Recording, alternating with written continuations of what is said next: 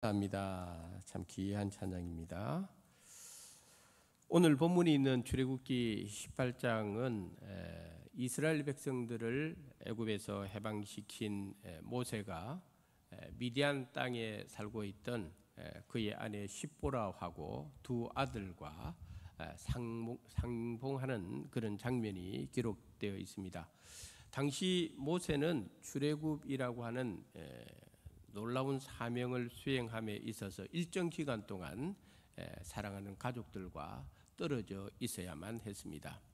민수기 1장을 읽어보면은 당시 애굽에서 나온 이스라엘 백성들의 인구 조사 기록이 거기에 나오는데 20세 이상으로 싸움에 나갈 만한 남자의 숫자를 계수해 보니 60만 3,550명이었다라고 그렇게 기록이 되어 있습니다.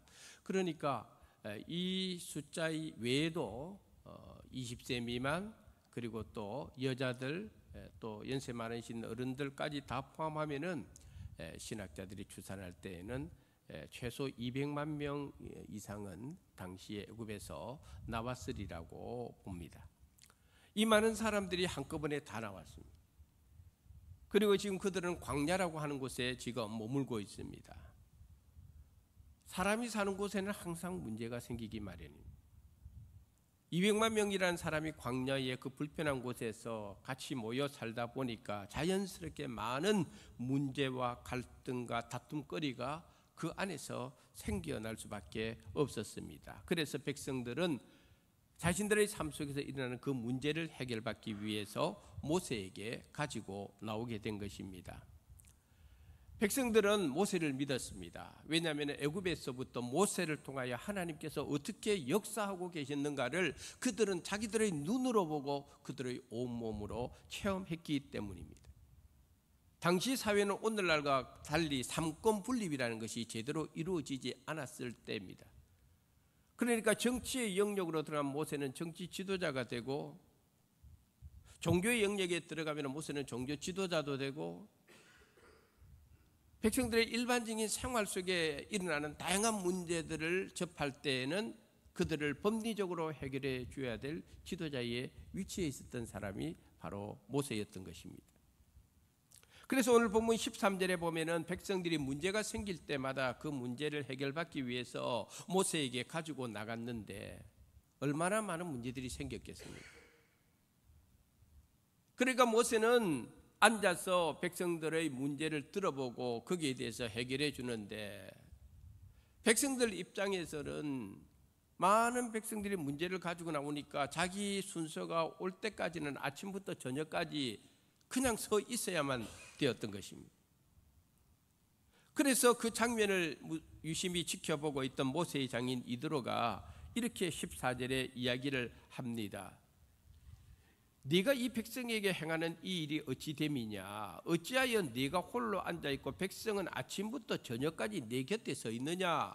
이드로가 보니까 모세는 앉아있는데 이스라엘 백성들은 아침부터 저녁까지 자기 순서가 올 때까지는 그냥 무한정 그냥 서 있는 것을 보았던 것입니다. 그럴 때 모세가 장인에게 이렇게 15절에 이야기를 합니다. 모세가 그의 장인에게 대답하되 백성이 하나님께 물으려고 내게로 오미라 라고 이렇게 대답을 하고 있는 것을 볼 수가 있습니다. 하나님께 물으려고 나한테 지금 오고 있습니다. 문제가 생길 때마다 하나님께 물으려고. 사실 모세의 이 진술이 굉장히 중요합니다. 모세가 이렇게 말하는 건 자기 변명을 하기 위함은 아닙니다. 모세의 이 말 속에 이스라엘 백성들이 모세에 대해서 지금 어떤 태도를 가지고 있느냐를 보여주는 부분입니다. 적어도 백성들이 가지고 있는 사고방식 속에는 모세의 판결이 그들의 마음에 들든 아니 들든 간에, 모세의 판결이 그들의 기대에 미치든지 못 미치든 간에 자신들을 이끌고 있는 지도자 모세를 통하여 하나님이 지혜를 주시고 하나님께서 모든 것을 판단하고 계신다는 그런 믿음이 백성들한테는 다 가지고 있었다는 것입니다. 그래서 모세 앞에 가지고 나옵니다. 하나님께서 어떻게 이 문제에 대답을 할 것인가를 알고 싶어서 다 내게로 가져옵니다. 오늘 교회 안에서 교인들이 목회자에 대한 태도가 그런 면에서 굉장히 중요합니다. 우리를 이끄는 영적 지도자다. 때로는 목회자가 하는 생각이나 하는 행동이 내 생각과 내 기대에 미치지 않는 일이 설사 있다 할지라도 적어도 목사님을 통해서 하나님께서는 당신의 일을 알려주시고 당신의 일을 이끌고 계신다는 확신이 교인들 안에 있어야 됩니다. 그럴 때 교회가 목회자고 교인들이 같이 갈 수가 있는 거예요. 적어도 이스라엘 백성들은 모세한테는 하나님께서 지혜를 주시고 모세를 통하여 하나님이 답변하신다는 걸 알고 있기 때문에 그들은 그렇게 목회자에 대한 모세에 대한 확신을 가지고 문제를 가지고 나갔다는 것입니다. 오늘날 우리가 이 부분은 배워야 할 것입니다. 신앙적으로나 신학적으로 정말 중대한 문제를 야기시키는 일이 아니라고 한다면, 교인들의 신앙의 어떤 본질적인 문제에 해악을 주는 문제가 아니라고 한다면, 적어도 교인들의 마음에는 무슨 일이 있을 때는 목사님 뜻대로 한번 하십시오. 예, 목사님 하신 대로 따르겠습니다. 그것이 교회를 위해서도 좋고 교인들을 위해서도 좋은 것입니다. 지난주일에 이로 오늘 항정직 투표를 앞에 두고 본문의 말씀을 가지고 이 시간 함께 은혜를 나누고자 하는 제목은 이런 사람을 세우라입니다. 비록 모세를 통하여 하나님께 물으려고 백성들이 문제를 가지고 나왔다 할지라도 모세의 장인 이드로가 볼 때는 모세가 지금 하고 있는 일이 너무 비효율적이고 비능률적이라는 것을 알았습니다.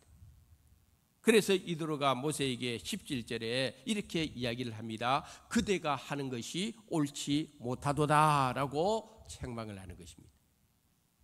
이드로가 이렇게 말하는 것은 모세가 지금 판결을 잘 못한다는 뜻은 아닙니다. 다만 모세가 지금 이 일에 대해서 문제를 해결하는 방식이 너무 비효율적이다, 비능률적이다, 바로 이것을 지적하는 이야기였다는 것입니다. 왜? 해결해야 될 문제는 많은데 그 모든 걸 지금 모세 혼자서 다 해결하려고 한다는 것은, 이거는 이스라엘 백성 전체 공동체를 위해서도 이거는 마땅하지 않다는 것입니다. 그래서 이드로가 제안을 합니다. 모세야, 당신이 이스라엘 백성들을 이끌고 있으면서 이 백성들을 잘 살펴서 능력 있는 자들을 뽑아가지고 1000부장, 100부장, 50부장, 10부장을 세워서 네가 모든 일을 하려고 하지 말고 능력에 따라 그 일을 나누어서 일을 하는 것이 좋다라고 제안을 한 것입니다. 그건 모세를 위해서도 좋고 이스라엘 백성들을 위해서도 좋은 일이라는 것을 알려주고 있는 것입니다. 사도행전 6장을 읽어보면 초대교회에서 7집사를 세우는 과정도 그렇습니다. 당시 예루살렘 교회가 급속도로 부흥하고 성장할 때에 사도들 입장에서는 갑자기 교회 안에서 해야 될 사역들이 너무 많아졌습니다. 왜? 교인들이 그만큼 많이 불어났기 때문이었습니다. 처음에는 사도들이 갑자기 많아진 사역에 저희 일 막 닥치는 대로 행하였는데, 문제는 그렇게 사도들이 이리 뛰고 저리 뛰고 하는 과정 속에 사도들에게 본질적으로 부여된 사역에 소홀하는 일이 생겼다는 것입니다. 사도들이 해야 될 가장 본질적인 사역의 제1우선순위는 말씀과 기도였다라고 사도행전 6장에 기록되어 있습니다. 말씀과 기도라고 하는 이 중요한 본질을 제쳐두고 사도들이 그냥 교인들이 부르면 이리 뛰어가고 저리 뛰어가고 막 온갖 일에 다 뛰어다니다 보니까 본질적인 것을 소홀히 할 수밖에 없었습니다. 그나마 감사한 것은 사도들이 이 사실을 빨리 깨달았습니다. 그래서 사도들이 7집사를 세웁니다. 7집사를 세우면서 사도들이 선언한 것이 있습니다. 우리는 오직 말씀과 기도하는 일에만 전혀 힘쓸 것이라고 했습니다. 그 외에 나머지 일은 7집사님들에게 사역을 다 분담시키는 것입니다. 그래서 초대교회가 7집사를 세울 때의 분위기가 바로 그와 같던 것입니다. 교회 항존직이 된다는 것은 크게 두 가지 의미가 있습니다. 첫째는 뭐냐 하면은 목회자의 사역의 짐을 나누어지는 사람들입니다. 목회자가 교회 하나부터 열까지 다 신경 쓸 수가 없습니다. 그래서 항존직을 세우는 것입니다. 그 항존직들로 하여금 목회자들이 말씀과 기도에 전혀 힘쓰는 그 외의 나머지 일들은 그 항존직들이 다 짐을 서로 나누어지도록끔 그렇게 교회의 직분자를 세우는 것입니다. 다른 하나는 이 항존직들이 그 일을 잘 수행함으로 말미암아 목회자로 하여금 목회 사역의 본질에만 충실할 수 있도록 다른 쪽에 신경 쓰지 않도록 도와주는 역할, 이게 바로 항존직이 해야 될 사명입니다. 항상 우리가 기억해야 될 것은 목회자의 사명의 제일 중요한 본질은 말씀과 기도에만 집중하도록끔 항존직들이 도와줘야 됩니다.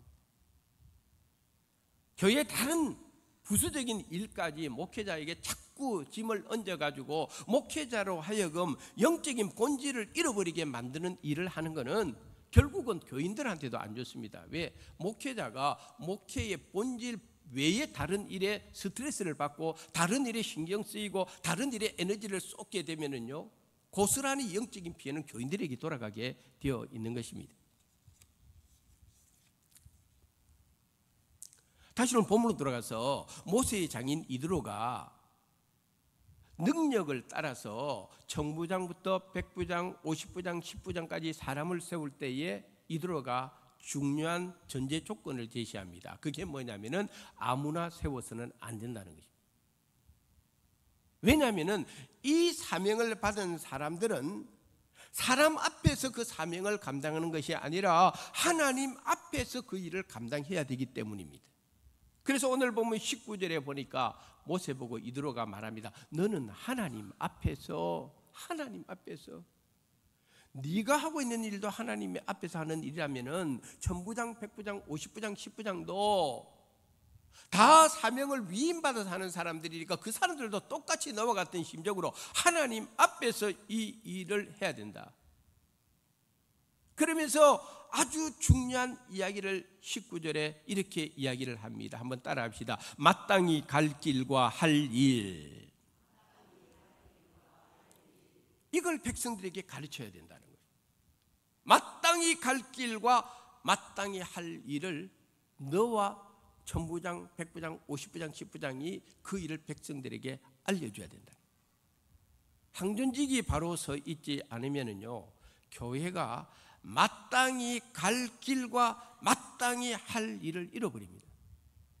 교회의 사명이 뭡니까? 교회는 마땅히 갈 길이 있습니다. 마땅히 해야 될 일이 있습니다. 이 사명 때문에 항존직을 세워주시는 거예요. 그러므로 이드로는 사람을 세우는 기준에 대해서 21절에 세 가지를 이야기를 해주고 있는데, 첫째는 어떤 사람을 세워야 되느냐? 하나님을 두려워하는 사람을 세우라는 거예요. 사도 바울은 갈라디아 교인들에게 자기 자신의 사역의 특징을 이렇게 소개합니다. 우리 갈라디아서 1장 10절에 있는 말씀 한번 읽어보겠습니다. 이제 내가 사람들에게 좋게 하랴, 하나님께 좋게 하랴, 사람들에게 기쁨을 구하랴, 내가 지금까지 사람들의 기쁨을 구하였다면 그리스도의 종이 아니니라. 아멘. 바울이 항상 마음에 염두에 둔 사역의 방향은 사람을 기쁘게 하지 말자는 거예요. 항상 하나님을 기쁘게 하는 것을 그의 사역의 본질로 삼았습니다. 목회자도 마찬가지입니다. 목회자의 사명이 여기 있는 거예요. 저희의 사명의 본질은 교인들 비위 맞추는 데 있지 않습니까? 교인들 마음을 기쁘게 해주는 데 저희 사역의 본질이 있는 것이 아닙니다. 저희의 사역의 본질은 하나님을 기쁘게 하는 겁니다. 할렐루야.